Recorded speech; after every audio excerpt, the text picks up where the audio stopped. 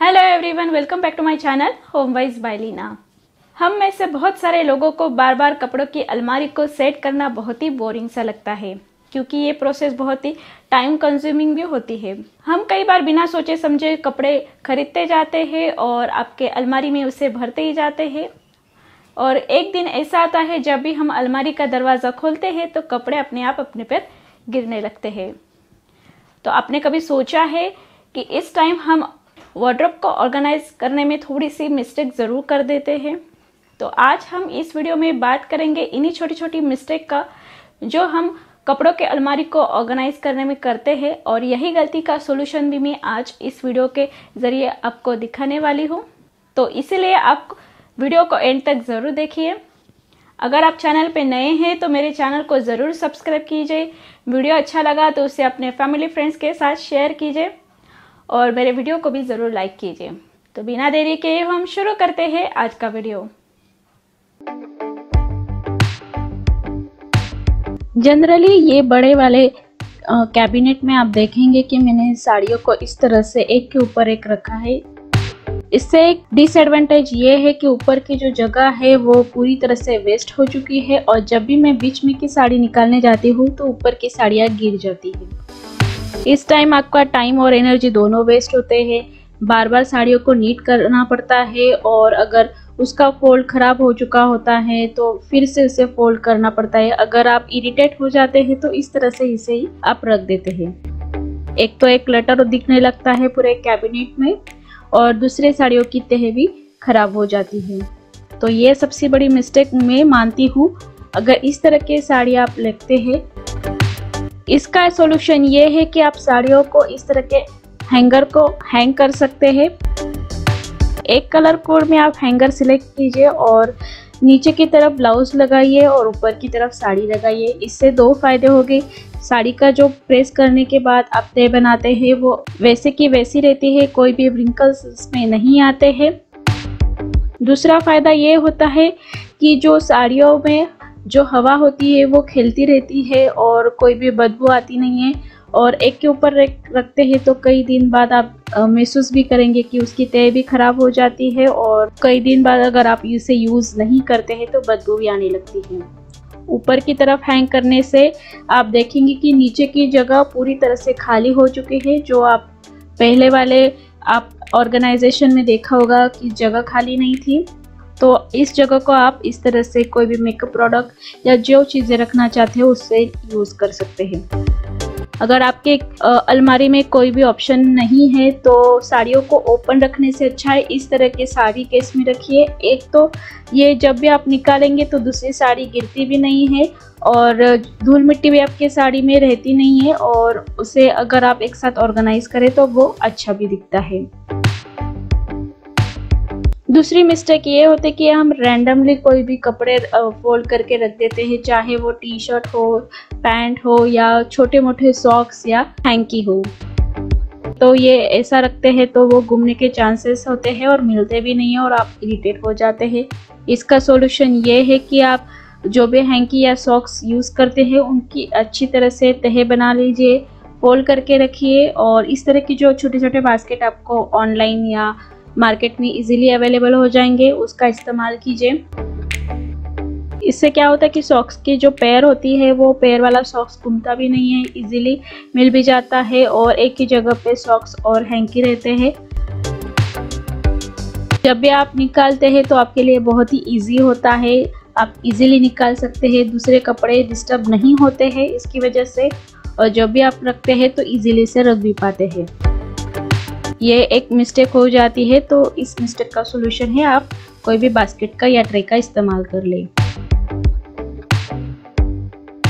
हमारी तीसरी मिस्टेक यही होती है कि हम रैंडमली जो दुपट्टे होते हैं उसे इस तरह से रख देते हैं। एक तो बहुत सारा क्लटर हो जाता है, और जब भी हमें चाहिए होता है तो एक निकालने जाते हैं तो सारे नीचे की तरफ गिर जाते हैं, क्योंकि दुपट्टे कई बार सिंथेटिक भी होते हैं, और सिंथेटिक जो कपड़े होते हैं या दुपट्टे होते हैं उनकी तह जल्दी खराब हो जाती है। तो इसका सॉल्यूशन सिंपल है, आप इस तरह से फोल्ड करके रखिए। अगर आपके वार्डरोब में इस तरह का कोई ड्रॉवर होगा तो ड्रॉवर में फाइल सिस्टम में सारे दुपट्टों को फोल्ड करके रखिए। इससे फ़ायदा ये होगा जब भी आपको चाहिए होगा तो आप इजीली निकाल सकते हैं, रख सकते हैं। और दूसरा फ़ायदा ये है कि आपकी वार्डरोब है वो वेल ऑर्गेनाइज दिखती है। हमारी चौथी मिस्टेक है, हम रैंडमली कई बार कुर्ते या ड्रेसेस इसको इस तरह से रखते जाते हैं। कोई भी ऑर्गेनाइज़र का जब हम इस्तेमाल नहीं करते हैं, रैंडमली जो भी चीज़ निकालते हैं वैसे ही रखते जाते हैं। और जैसे हम नए नए कपड़े खरीदते जाते हैं, खरीदे हुए कपड़े भी हम वैसे ही रखते जाते हैं। बहुत सारे कपड़े एक साथ इकट्ठा हो जाते हैं और बाद में उसे रखने के लिए प्रॉपर जगह भी नहीं रहती। और इस तरह से के ऊपर एक रखने से पूरी तरह से डिसऑर्गेनाइज हो जाता है। अगर आपने अच्छी तरह से प्रेस या फोल्ड किया हो तो ऐसे रखने से वो खराब भी हो जाता है। आप देख रहे हैं कि किस तरह से ड्रेसेस नीचे गिर गए थोड़ी लिमिट के बाद। तो इसका सॉल्यूशन ये है कि आजकल मार्केट में अलग अलग टाइप के शेप के ऑर्गेनाइज़र इजीली मिलते हैं। उसमें से सबसे फेवरेट वाला मेरा ये फैब्रिक ऑर्गेनाइज़र है, क्योंकि ये फोल्डेबल है। जब भी आपका यूज़ नहीं होता है सिंपली आपको इसे फोल्ड करके रख दीजिए, क्योंकि रखने के लिए भी जगह बहुत ही कम लगती है, कोई भी कोने में इजीली चला जाता है। तो मैं जनरली मेरे जो कपड़े हैं उसे रखने के लिए इस तरह के ऑर्गेनाइज़र का ज़रूर इस्तेमाल करती हूँ। आप बास्केट भी यूज़ कर सकते हैं, लेकिन इसका ड्रॉबैक ये है कि बाद में अगर कोई चीज़ काम पे नहीं आती है, जैसे कि बास्केट, तो इसे रखने की जगह ज़्यादा लगती है एज कम्पेयर टू इस तरह के जो ऑर्गेनाइज़र है उससे। और इस ऑर्गेनाइज़र में मैंने 2 रो बना लिए हैं और दोनों ही रो में मैंने अपने कपड़े फोल्ड करके अच्छी तरह से रख दिए हैं। इसका फ़ायदा यह है सिर्फ 2 ऑर्गेनाइज़र में मैंने पूरी तरह से अपने कपड़ों को रख दिया है। जो भी कपड़े मुझे निकालने हैं वो मैं इजीली निकाल सकती हूँ। उसकी वजह से जो भी दूसरे कपड़े हैं उनकी तय बिल्कुल भी ख़राब नहीं हो रही है। रखना और निकालना बहुत ही इजी हो रहा है। सिर्फ एक ड्रॉबैक मुझे यही लगता है, जब अभी आपको पीछे के कपड़े निकालने होते हैं तो उसे पुल आउट करके फिर निकालना पड़ता है, वो सामने से नहीं दिखते हैं। अदरवाइज अगर आप स्मॉल क्लोजेट को ऑर्गेनाइज करना चाहते हैं ज़्यादा कपड़े, तो इस तरह के ऑर्गेनाइज़र बहुत ही हेल्पफुल होते हैं।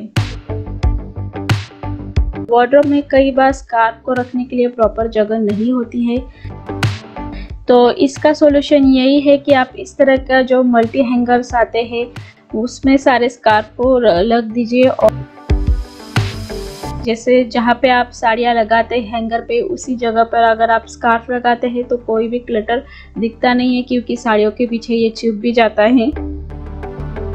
और जो भी स्कार्फ आप चाहिए वो इजीली निकाल भी सकते हैं और रख भी सकते हैं। तो ये भी बहुत ही अच्छी आइडिया है स्कार्फ लगाने के लिए। उसी तरह अभी विंटर सीजन स्टार्ट होने वाला है, तब कई बार हम हड़बड़ी में इस तरह से सारे लोगों के जो स्वेटर हैं घर के, उनको ऐसे ही रैंडमली रख देते हैं। और जब भी हमें कोई स्वेटर निकालना होता है तो ऊपर के स्वेटर इजीली नीचे गिर जाते हैं। फिर से हम बिना कोई सोचे समझे अगर हरी में होते हैं तो इस तरह से बिना फोल्ड किए ठूसते जाते हैं और बाद में देखते हैं कि बहुत क्लटर दिखने लगता है। ये विजुअल जो क्लटर आप देख रहे हैं उसे कम करने के लिए आप इस तरह के जो बड़े साड़ी केस आता है उसका इस्तेमाल कीजिए। एक फ़ायदा यह है कि ये बड़े साइज़ में होता है और बड़े साइज़ में होने की वजह से सारे स्वेटर या जो भी आप एक्स्ट्रा कपड़े रखते हैं या नए कपड़े जो भी आप रखना चाहते हैं वो इजीली इस तरह के पाउच में रख दीजिए। आगे की तरफ ट्रांसपेरेंट है तो पाउच में क्या रखा है आपको इजीली पता भी चल जाएगा। आप चाहे तो इसे इस तरह से भी रख सकते हैं। अगर आपको दूसरी बास्केट और रखना है और आपको कैबिनेट की स्पेस यूज़ करना है तो इस तरह से रख दीजिए, क्योंकि रखने के लिए भी जगह कम लगती है। और इस साइड से भी अगर आप चेन खोलते हैं तो आप इजीली सामान को बाहर निकाल सकते हैं। तो विजुअल क्लटर कम करना है तो इस तरह के बड़े सारी बॉक्सेस का आप ज़रूर इस्तेमाल कर सकते हैं। आखिरी वाली मिस्टेक यही है कि हस्बैंड होते हैं उनके जो रेगुलर यूज़ वाले बेल्ट्स होते हैं हम कई बार इसे रोल करके रख देते हैं तो वो जल्दी से ख़राब हो जाते हैं, क्योंकि वो लेदर के होते हैं या उसमें रिंकल्स आ जाती है।